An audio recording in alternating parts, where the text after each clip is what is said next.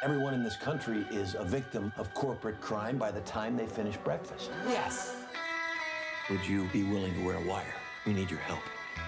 There are a lot of little things I relate to about this guy. I mean, I really had a lot of empathy for him, and I think that's any role you play as an actor. I think you have to have a lot of empathy for the character that you're playing, and what he's doing makes sense to him, and there's a justification for it. And since I was playing him, I had to believe that justification. Yeah, that's right. And ultimately, no one knows exactly why he did what he did, or what,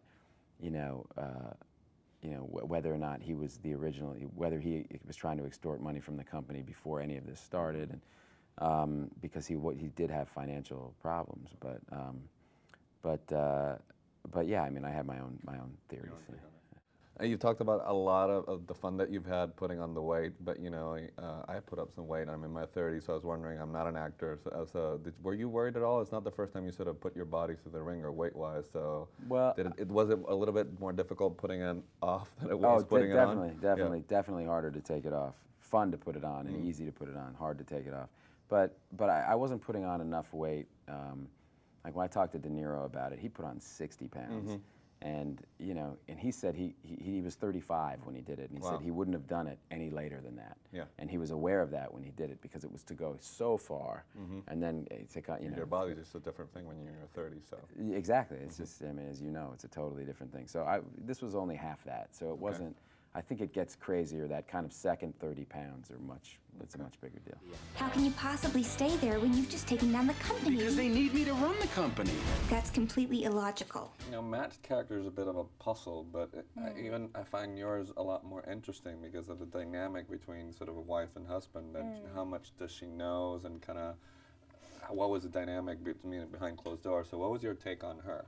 My take on her, honestly, I believed, from the reading of the script, I can't speak for the real woman, obviously, but the Ginger that I was playing felt like a very traditional woman to me. She runs the household, and she feels like her job is to take care of her husband and the kids, and his job is this. And I don't think she asked too many questions. There's a scene early on in the movie where he finds out that the FBI is coming to the house, and he calls her and says, "There are things going on here," and she panics, and to me that felt like the first she'd heard of this. Mark showed you that 4 white guys in suits getting together in the middle of the day, that's not a business meeting, it's a crime scene. There's something you're not telling us. Look, he's a huge movie star, right? And quite often, when people reach that status, and it can be the director, it can be anybody, it's all about them. And my feeling, and Matt shares the same kind of feeling, is that you're only as good as the people around you, and they can make you better, or they can hold you back. And some people are like, I'm on this journey, and as long as I look good and my close-ups look good and my wardrobe is the right thing, then I'm going to come off okay. I'm going to protect myself. He wasn't about that. I'm a person of interest in an ongoing investigation. Oh my God.